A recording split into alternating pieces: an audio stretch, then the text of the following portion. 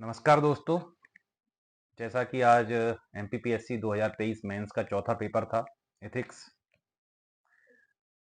Simple paper देखा जाए तो 2-3 क्वेश्चन ऐसे थे जहां पे स्टूडेंट फंसे होंगे। बाकी क्वेश्चन ऐसे थे कि आसानी से बनने लायक थे। जैसे कि पहला क्वेश्चन है जो 2 मार्कर है। अरस्तु के अनुसार 4 कारणों का उल्लेख कीजिए। जो उनके 4 कारण थे उनका उल्लेख करना था। कृपया 4 कारण आप कमेंट में बताइए। चारवाक का आत्मा संबंधी मत क्या है? तो वो क्या है? भूत चैतन्यवाद है। कबीर और तुलसीदास के राम में क्या भेद है? तो कबीर के राम निर्गुण हैं और तुलसीदास के राम सगुण हैं। वेदों के बारे में दयानंद सरस्वती का क्या विचार है?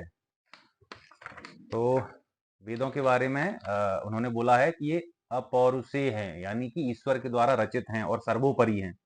महावीर के अनुसार पंच महाव्रत कौन से थे? तो अहिंसा, सत्य, अस्तेय, अपरिग्रह और ब्रह्मचर्य।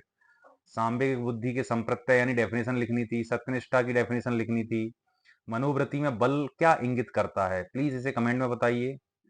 फिर उसके बाद 9वां क्वेश्चन है, अनुनयात्मक संचार में स्वतः शोध प्रक्रमण क्या है? तो अगर इसका आंसर आपको आता है तो प्लीज कमेंट में बताइए। संतुलन सिद्धांत किसने दिया था और ये सिद्धांत क्या अध्ययन करता है? ये भी थोड़ा टिपिकल क्वेश्चन था।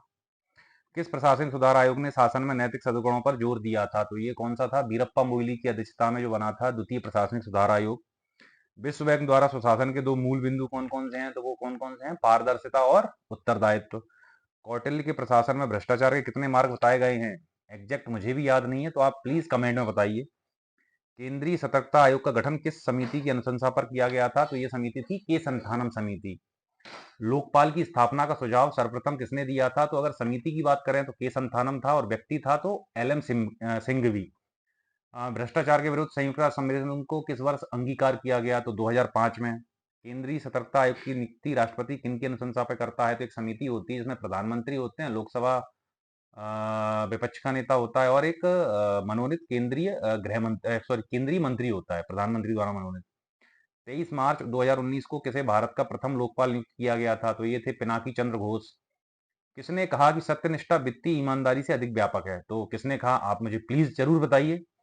नैतिक आचरण सुनिश्चित करने के कोई 2 साधन लिखिए। तो वो आचरण संहिता हो सकती है, कानून हो सकते हैं। तो ये 2 साधन हो गए। उसके बाद फिर जो 5 मार्कर हैं उसमें एस राधाकृष्णन के अनुसार अंतर्ज्ञान और बुद्धि में क्या अंतर है? तो अंतर्ज्ञान बेसिकली जो परा विद्या की जानकारी जिससे होती है, जिससे निरपेक्ष सत्य की जानकारी होती है, उसको बोलते हैं अंतर्ज्ञान। और बुद्धि क्या है? जो नॉर्मल समझ के लिए जरूरी है। आपकी अंतरात्मा जो होती है, जो सही गलत का निर्णय लेती है।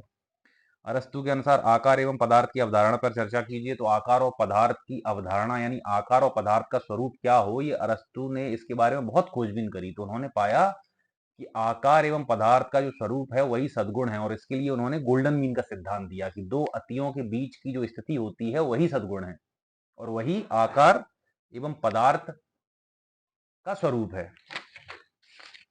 उसके बाद है पूर्वाग्रह को हम कैसे कम कर सकते हैं? तो तरीके लिखने थे, सब ने लिख दिए होंगे। सिविल सेवाओं में सत्यनिष्ठा और निष्पक्षता को सुधारने के लिए सुझाव लिखिए। बहुत सिंपल क्वेश्चन है। लोक प्रशासन में उत्तरदायित्व की अवधारणा के मूल निहितार्थ क्या है? यानी उत्तरदायित्व में क्या क्या चीज होती हैं कि जो विवेकाधीन शक्तियां हैं उनका सही प्रयोग हो, सार्वजनिक हित में हो, अपने काम का लेखा जोखा उच्च अधिकारी को देना जरूरी है, सत्यनिष्ठा और ईमानदारी से काम करना है, कोई भी निर्णय लिया गया है तो उसमें कानून और आचरण संहिता का पालन किया गया हो, नैतिक सिद्धांतों का पालन किया गया हो।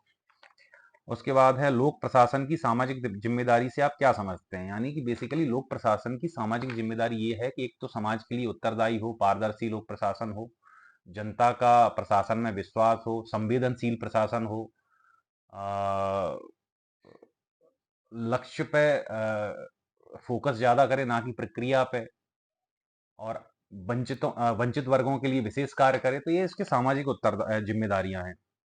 केंद्रीय सतर्कता आयोग द्वारा चिन्हित किए गए भ्रष्टाचार के कोई 5 प्रकार बताइए। तो उसने टोटल 27 किए हैं, उसमें से आपको 5 बता देना था।